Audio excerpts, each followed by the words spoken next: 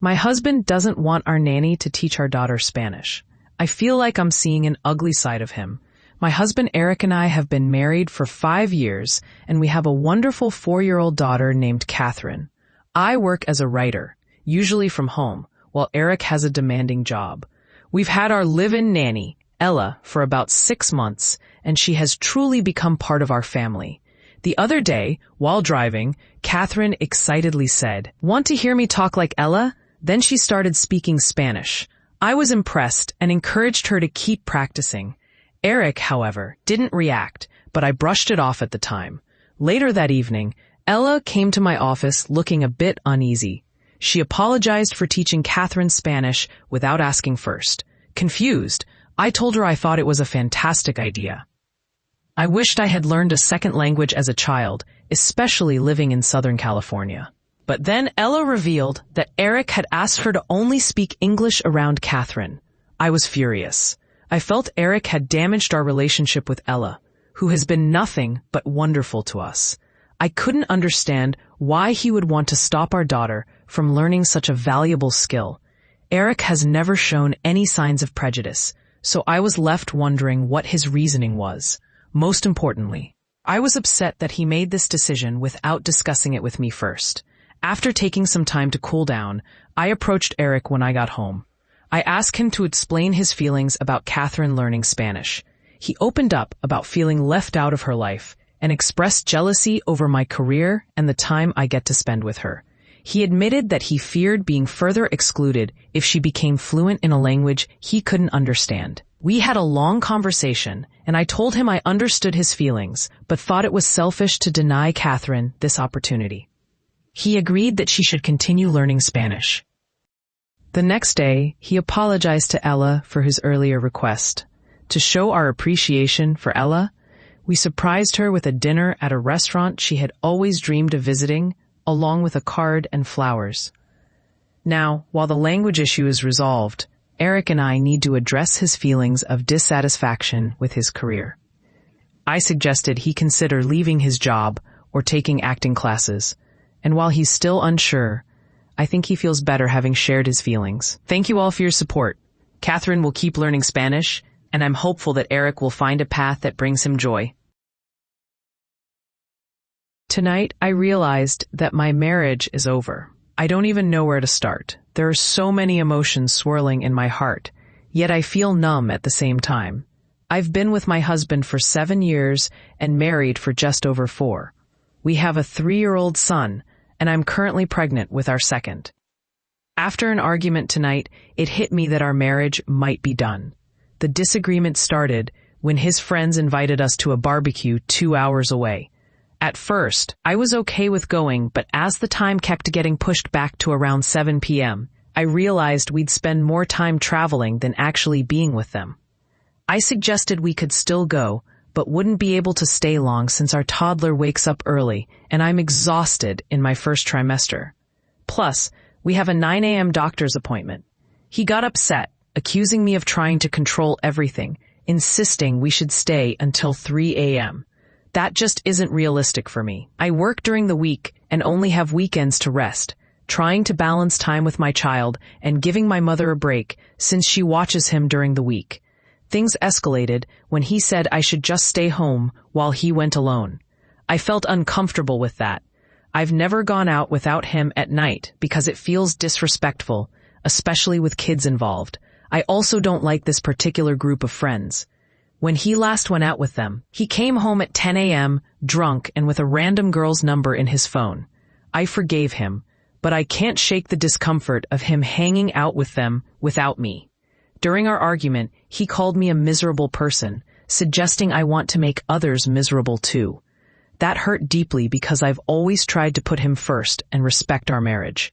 I realized we have different priorities. It feels like he wants to be married, but still act like he's single. I've decided to give him back his freedom and separate. I don't want to be responsible for anyone's unhappiness, and it's clear he feels I'm making his life difficult. I'd rather leave than continue like this. I appreciate the kind words and support from those who have reached out. To clarify a few things, I don't mind him going out with friends, but I believe we should both come home at a reasonable hour when we have a family. This BBQ wasn't at someone's house, but in a secluded area, and I wanted to be the designated driver to ensure he got home safely. Our toddler would have stayed with my mother. This isn't a frequent occurrence, maybe once or twice a year. He's not an extrovert, but he seems to forget we're no longer in our 20s. I'm just over the late-night partying and the aftermath of sleeping all day. He has supported me through my job loss and has been there for me during my last pregnancy. But I feel he hasn't fully transitioned into family life, still acting like he did before we were married. To his credit, he didn't go out tonight after realizing it wasn't worth coming back to a fight. I told him I wouldn't force him to stay or go. The choice was his, but I wouldn't tolerate it. I said my marriage is over because I've realized I make him miserable by having boundaries and seeing things differently. I don't want to be with someone who resents me for how his life has turned out. I'm currently employed and can support myself and the kids if we separate, so that's not a concern. Moving forward, I'm going to focus on myself and my children. I don't have the energy to tell a grown man what he's doing is wrong. He needs to figure that out for himself. Thank you for listening. I appreciate all the support and love during this overwhelming time. I fell in love with my best friend, and her ex-boyfriend hurt me in the worst way. This all happened exactly 4 years ago today, and it still weighs heavily on my heart. I was 24 at the time, and my best friend was 26. I had fallen deeply in love with her. Her ex-boyfriend, who was 31, was someone I looked up to as a mentor. We were both artists, and he taught me so much. I thought I could trust him. My friend and I had just started dating, and I was over the moon, but we both knew we had to keep our relationship a secret from him. It felt wrong, like a ticking time bomb, but we couldn't stop ourselves. One night, after a conversation with her about how we couldn't keep hiding, I went to a bar where our friend group often gathered.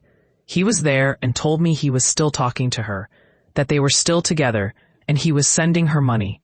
I believed him, and it made me furious. He began buying me drink after drink, and I got far too drunk. When I woke up the next day, I had a vague and horrifying memory of what had happened. I didn't know for sure until I asked him. He had flirted with me that night, and out of anger, I had flirted back. He came home with me, and when I told him to leave, he refused and came into my bed. I don't remember the details of what he did, but I woke up in pain, bleeding and bruised. My room was a mess, everything scattered across the floor, and my pride flag had been torn down. The next day, I had to ask him what happened. He said, "You need to learn to commit to what you agree to." I'll never forget that. As I've continued to process this, that statement has confirmed to me that it was non-consensual. I pieced together the events bit by bit, and it wasn't until a friend sat me down that I truly understood it was rape. When I told my friend about what happened, I thought she would understand that he had lied and that I never wanted to be with him. Instead, she cut me out of her life completely. I loved her so much, and I never expected to lose her. It turned out he had hepatitis and knew it. Thankfully, I didn't contract it, but I had to get tested after finding out. The whole experience feels more and more like pure revenge the further I get from it. Today marks the 4th anniversary of that night, and while it feels distant, it still haunts me. What troubles me most is the feeling that it's my fault, my moral failing. I know it's not entirely my responsibility, but a part of me still believes I should have seen it coming. I struggle to even say the word rape, fearing I'll always wrestle with this pain. I want to clarify that when he told me they were still talking, it was a lie. I believed him in that moment, thinking she was secretly seeing both of us. He claimed he already knew about our relationship, but I wish I could remember that conversation better. I don't think we did a good job of keeping it a secret, so he might have been suspicious all along. Just how? User harasses cable company to fix a harmless typo. Back in 2010, I worked in tech support for a cable TV company. One day, I received a call from a customer who was frustrated about his on-demand service. He explained that a show was listed as 60 minutes long, but it cut off at 45 minutes, sending him back to live TV. I understood why this could be annoying, so I checked it out. Sure enough, the show was labeled as 60 minutes, but the end credits rolled at 45. I told him it seemed like a simple typo in the metadata and reassured him he wasn't missing anything important, But he wasn't satisfied. He insisted on speaking to a supervisor, so I transferred him, thinking it would resolve the issue. A couple of days later, I heard whispers around the office about a customer who kept calling to complain about the timestamps.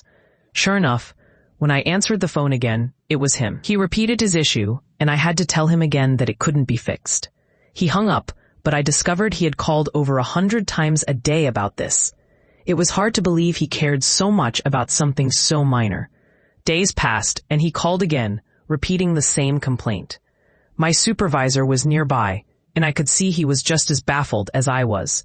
I explained to the customer that he had already spoken to every representative and supervisor multiple times. If it could be fixed, it would have been by now. The customer hung up, but I kept an eye on his account.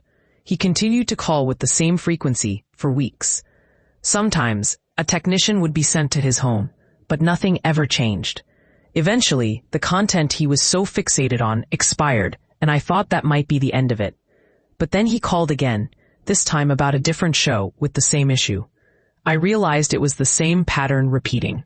He would complain, call dozens of times a day, and occasionally speak to a supervisor, but nothing ever got resolved. One of my colleagues managed to ask him why he cared so much about this trivial issue. It turned out he was using On Demand as a timer, and the one program he found just happened to have incorrect metadata. Instead of using a regular timer or finding another show, he kept coming back to us for a solution. Eventually, someone suggested offering him DVR service, so he could watch his shows without worry. But he didn't like that idea and hung up on anyone who tried to sell it to him. Now, whenever we saw his name on the caller ID, we cut straight to the chase, trying to sell him DVR service, and he would hang up within a minute. It was a strange situation, but at least it made our call times a bit shorter. AITA for not giving my sister her wedding dress because she didn't invite my underage son? I'm a 40-year-old man with a sister who is getting married in a week. The groom proposed to her a year ago at a family dinner, and it was a moment filled with joy. During that dinner, my sister asked my 17-year-old son to design her wedding dress. He has always had a passion for fashion and has taken courses in design and sewing. His friends often ask him to make clothes for them because his work is so beautiful. He agreed to create the dress, but he needed time and her input throughout the process. At first, my sister was a bit difficult. My son sketched around 50 designs in a month, and she only liked one. After 5 months of adjustments to meet her expectations, he finally completed the dress, and it looked stunning. My mother even cried when she saw my sister in it, and I nearly got emotional too. Then, last week, my son mentioned that he hadn't received a wedding invitation, while other family members had. I thought maybe it was an oversight, but it felt strange. When I reached out to my sister about it, she told me she didn't want any underage guests at her wedding because there would be alcohol. I asked if she could make an exception for my son, but she firmly said no. Since my son is the only minor in our family, I didn't understand this rule. To make matters worse, my son was heartbroken. He had spent months creating that dress and now couldn't attend the wedding. I was upset and told my sister she needed to find another dress because my son's creation wouldn't be worn by her. She called me angry, saying I was being unreasonable.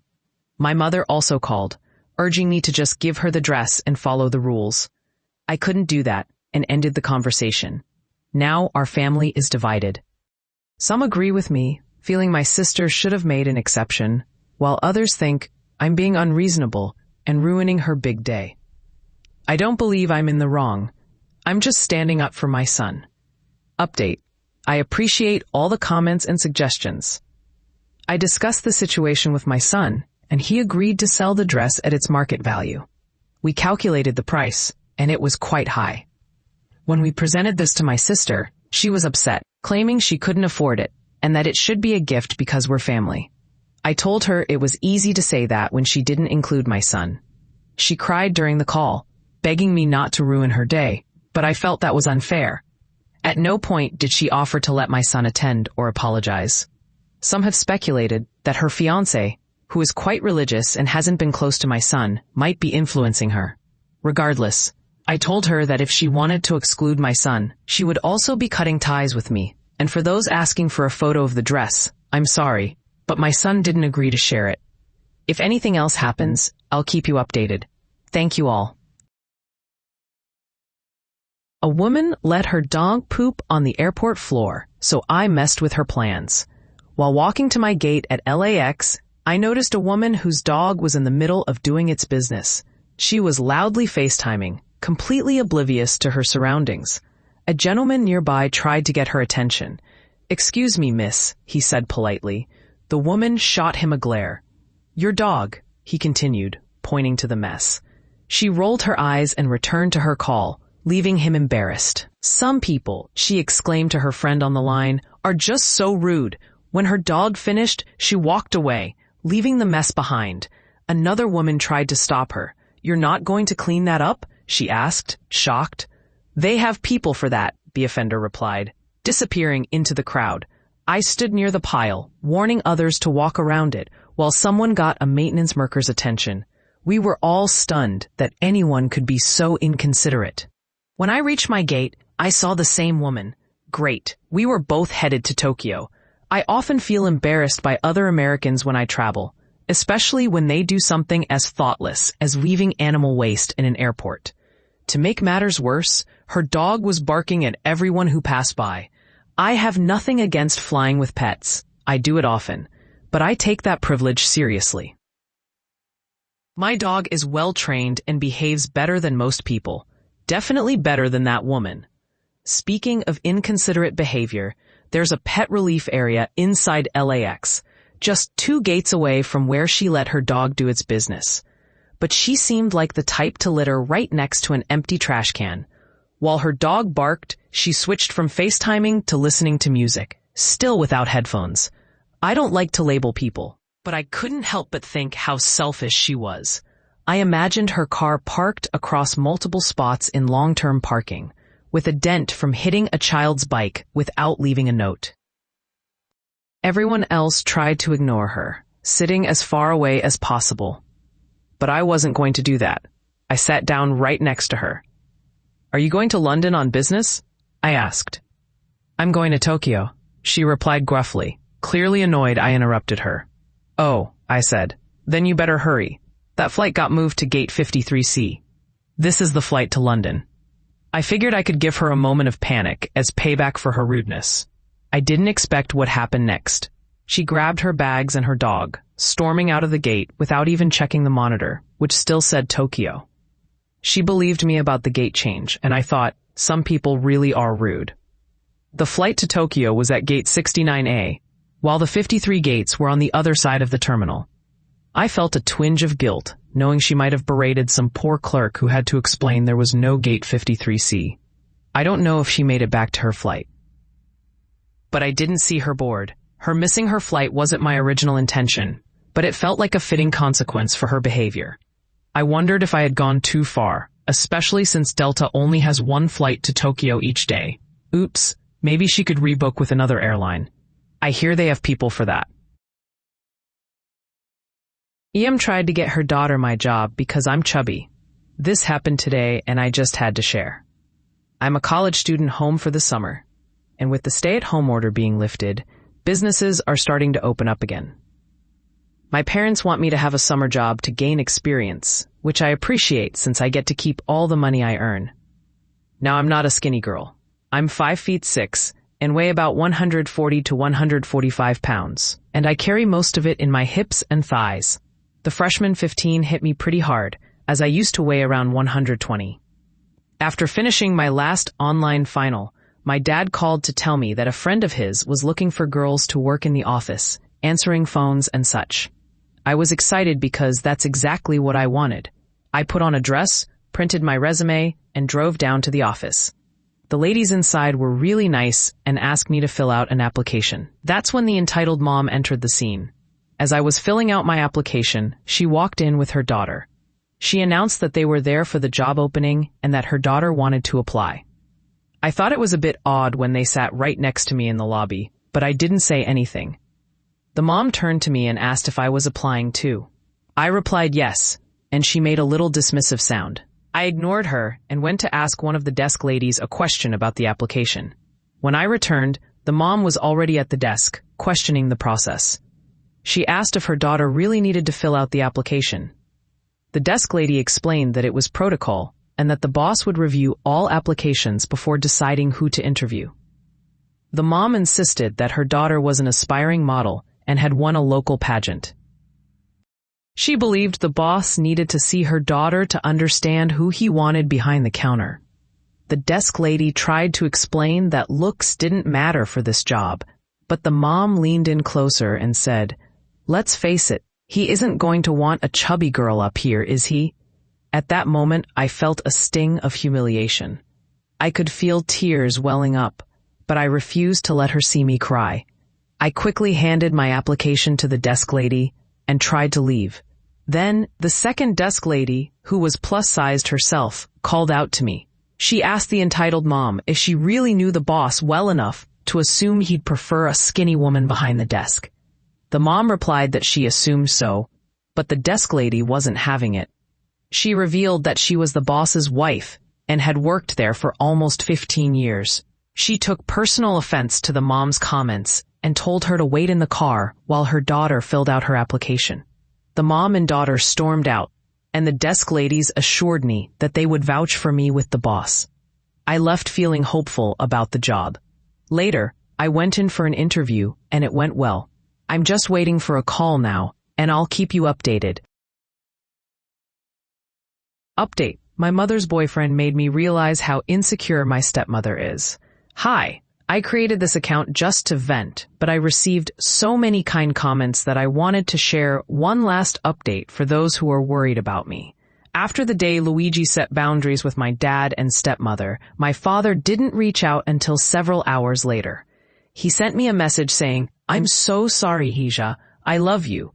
But when I read it, I felt strange. It didn't make me cry or feel loved. I always wanted to be a daddy's girl, cherishing those rare moments we had without my stepmother's bitter comments. Yet, that message felt like the same old thing. I didn't respond. My father has pictures of me in his office, but why do I have to be a secret? I'm not a hidden child. I deserve to be acknowledged. It used to feel special to see my photo there, but as I grew up, that feeling faded. The day after his message, I decided to talk to my father and stepmother. My mom and Luigi offered to come with me, but I chose to go alone. I told my father that I wouldn't return to their house as long as he was married to her. I think my words struck a chord because he apologized again, saying he loves me and suggesting we could all go on vacation together. I wanted to be the bigger person, but I've been carrying that weight since she arrived, and I'm exhausted. I told him I didn't want to go anywhere she was, even if he sets limits on her. I don't want to surround myself with that kind of energy anymore. I've read stories of people in their 30s still dealing with cruel stepmothers just to see their fathers or siblings. I don't want that for my future. I can't imagine sharing dinners with a woman who hates me, especially when I think about having children who would have to call her grandma. I don't want to pretend everything is fine. My father said he couldn't leave her because she's his wife and the mother of his children. I told him I understood, which is why I wouldn't come back. They've been together for years, and they deserve each other. A cruel person and one who failed to protect me. We ended up arguing, raising our voices, especially when she claimed I was always problematic and needed my father's attention. Their true colors shone through when she said that the spouse comes before the children, and my father agreed. I couldn't help but compare that to my mother and Luigi, who always put me and his son first. My mom would ask if Luigi treated me well when they first started dating. In the end, I made it clear that as long as they are married, I will never step foot in that house again. I also told my father that I need space from him. He said he loves me, but I'm tired of that kind of love. I felt down for a few days, but today we finished decorating the house for Christmas. My mother's excitement lifted my spirits. Luigi went to pick up his son, so tomorrow we'll all be together. Maybe I let my stepmother win, but I believe I'll win too by keeping her out of my life. TIFU by realizing the older woman I've been sleeping with for months is my coworker's mom. So this literally just happened about an hour ago. I'm a 25-year-old guy who's been involved with an older woman, 44, for a few months. It all started during the early days of the pandemic when I was on Tinder looking for someone to connect with while staying safe at home. I came across this incredibly attractive woman and decided to swipe right. A few days later, I got a notification that we matched. Excited, I opened the app and there she was. We started chatting and things were going great until she sent me a message asking, "Do we just meet to have sex or do we go on a date first?" I couldn't help but laugh and I replied that people usually just meet up for fun. She said she hated formalities and I was thrilled. She sent me her address and told me to bring wine. The week leading up to our meeting was a blur of nerves. When Friday came, I showed up with wine and she looked even better in person. We talked about music and travel, keeping it light on personal details. A few glasses of wine later, we were all over each other, and I left feeling like I was on top of the world. The next day, she texted me saying she had a great time and wanted to meet again the following week. This went on for about 3 months, and we'd get together once or twice a week, enjoying each other's company without any complications. Yesterday, I messaged her to see if she wanted to meet up since I had the day off. She told me her son was taking her out to lunch, but invited me over at 3 p.m. She had mentioned her son before, but I didn't think much of it. When I arrived, she texted that she was running late, so I parked and waited in my car. Suddenly, a familiar SUV pulled into the driveway. My coworker jumped out, kissed her on the cheek, and then got back in the car. My heart dropped. I realized I had been telling him all about my escapades with this woman, and now I was sitting in front of his mother. He pulled up next to me, looking confused, and asked what I was doing. I panicked and stumbled over my words, pretending I was lost. He seemed skeptical but let it go. Meanwhile, she was watching us from the window. Once he left, I went inside and told her what happened. We sat in silence, and I felt sick. I couldn't believe I had been so careless. I called in sick for work the next day because I couldn't face him. Then she texted me, suggesting we tell him the truth. I was horrified. How could I explain that I had shared explicit details with her son? She insisted it was the right thing to do, even after I told her how uncomfortable it would be. The next day, she went ahead and told him. He called me, sounding confused but not angry, saying he knew we had no idea. He asked if I had been talking about his mom the whole time, and I had to admit it. He seemed bummed and said he was going to look for a new job because it would be too weird working together. I felt terrible. I planned to tell her we couldn't continue this anymore. She had caused him to lose a job and a friend over something that could have been avoided. So, that's where I am now. I never expected this to blow up like it did, but here we are. I guess I learned my lesson the hard way. Thanks for listening.